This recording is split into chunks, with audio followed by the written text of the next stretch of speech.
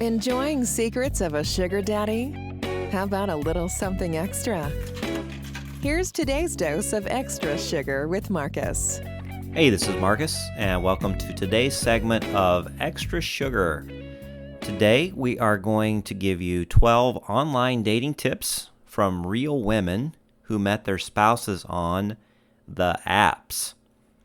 So, in a perfect world, her future husband would save her from getting hit by a UPS truck as she struggles to free her Gucci slingback from a sewer gate.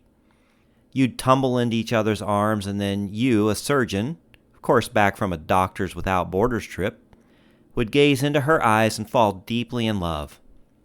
But she's not J-Lo, and Matthew McConaughey is married. Sorry, ladies. This is real life, where finding a partner out in the wild is as rare as finding Gucci's on sale. Instead, so many people are connecting via dating apps that they're actually the number one way couples meet, according to a Stanford University study. While this gives us hope, we know that navigating the World Wide Web of dating sites can be overwhelming and frustrating, to say the least. That's why we reached out to 12 real women from all over the country who were able to do it successfully and asked them for their best online dating tips. Number 1, look for someone who makes it convenient for you, from Amy D. She's 35, Bronx, New York. She says, wait for the one who goes out of the way for you. For instance, for our first date, Joey made sure to pick a place near my apartment and at a time that made it easy for me. I was living on the Upper East Side at the time, and he lived all the way down in Hell's Kitchen, which is New York so far. It showed me that he was interested in me and my life, and it felt so different from the standard, hey, let's meet up mentality that you usually find on dating apps, which led to 4.5 years of marriage and a 19-month-old son. Number 2, cut them off if they're not texting you back, says Cara T., 29, out of Los Angeles.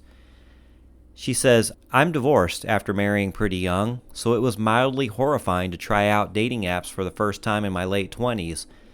But I learned from that first marriage that I didn't want to waste time on anyone who didn't reach out often enough. I think going on dates is great, and you should go on dates if you're interested in the person you're messaging with. But if they don't message you back in a timely way, just move on. Anyone who really wants to get to know you will make that obvious. Number 3, kick your type to the curb. Megan K., 40, from Lexington, Kentucky, says, I would tell single friends to keep an open mind and don't go for a certain type. When I met my now husband, I was swiping right on all the ultra-masculine bodybuilder types because physically that's what I was into at the moment. You might think you're only attracted to blonde guys with hair like Thor, or that anyone shorter than 5'6" is out of the question. But my husband's smile and his profile seemed so genuine and kind, and it totally drew me in, so I gave him a chance, and I'm so glad I did. We just got married in November. Number 4, pay for the site if it has the population you want to date, says Meredith G., 31 years old, out of New York City. She says, when I was online dating, I went on a ton of Hinge dates, like maybe 2 first dates a week, that never really amounted to much. Eventually, I took the advice of my best guy friend, who told me that if I really wanted to meet a guy who was serious about a long-term relationship, I had to pay to be on a dating site. The now defunct How About We. But paid dating sites today include Match, eHarmony, JDate, Seeking, etc. I matched with a very attractive 6'4" man who wanted to take me out for mac and cheese and wine. My soulmate, obviously. It's been 5.5 years since that date, and I've never logged back in. We got married 4 months ago.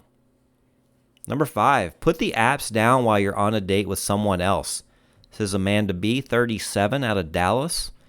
She says, in order to give a first date, or any date really, a chance to blossom and grow into something real and meaningful, you need to turn off notifications on your dating apps so that you have no distractions while you're with someone. You can't be fully present on a date with one person while getting a new message from someone else. Number 6, go for the normal photo guy who matches his bio, says Lauren N., 31 years old, from Long Beach, California. It's so important to try to figure out who a person is instead of just focusing on someone because their picture would look great on the cover of GQ. My now husband's photos were very normal and not overdone like plenty others. Instead of modeling headshots, he had regular pictures of him and his dogs, an apparent sign of trustworthiness, and a basic kitchen selfie. His bio was normal too. He doesn't work out a crazy amount or go adventure hiking every single weekend. He eats pizza and drinks whiskey. I was sold. Number 7, don't shy away from cultural differences, says Dia M., 36 years old, from Somerset, New Jersey. After 4 years of dating, 3 years of marriage, and now with a baby on the way, I can say I'm glad I took a chance with online dating and with someone very different from myself. I went into it with an attitude of being open and accepting of those differences, which weren't small considering my family and I are from Rizal, a province just outside Manila in the Philippines, and Mike is from a big Italian family in New Jersey. But staying open to what made us different and teaching each other about our respective traditions and customs actually made us much closer than I anticipated. Number 8, make a list of all the things you're looking for in a relationship, says Alex P., 29, from Manchester, New Hampshire. You should know the answer to the "what are you looking for" question. I would never be the one to ask it, and actually always thought it was a stupid question. But when my now husband asked me that on Bumble, after we had already been talking for a little while, he seemed like a really honest and straightforward guy. So I did tell him the truth that I was looking for someone serious about the future. Turned out, that was the answer he was looking for. So don't be afraid to be honest and weed out the guys who are not serious, if that's what you want. We got engaged after 9 months and then married 9 months after that and have been married for a little over a year. Number 9, make sure your core values are clear up front, says Alexandra V., 28, from Sacramento, California. She says, I was a little reluctant to try app-based dating and didn't jump on the bandwagon until later in the game because my faith is very important to me.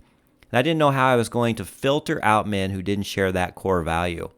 I met Franz after 2 weeks of being on Bumble, and we decided to meet up for tacos after only talking on the app for a few hours because we were both very upfront about our faith being a huge part of our lives. The advice I'd give my fellow online daters is to make sure you are clear and honest about your big deal breakers and to never sacrifice your core values and beliefs for anyone. Franz and I dated for almost 3 years after that, then got married just last month. We now live together with our cats, Tuna and Wasabi. Number 10, save the interesting conversation points for real-life dates, says Megan G., 27, New York City. She says, my biggest successes with actual dates that I met on apps came by moving things from my phone into real life as soon as possible. Exchange a few messages to be sure you feel safe and are interested, but then come up with a plan to get to know each other in person quickly. A few times I spent weeks messaging or texting with someone I hadn't met, and then by the time we did meet up, it felt like we had done all the getting to know you questions online, and it inevitably fell flat.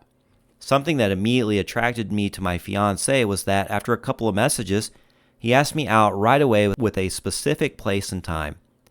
His decisiveness and clear intentions were refreshing. People can be so one-dimensional on apps. Giving someone the benefit of seeing the full picture in person is the best way to set yourself up for success. Number 11, take a break, says Jess A., 43, from Baltimore.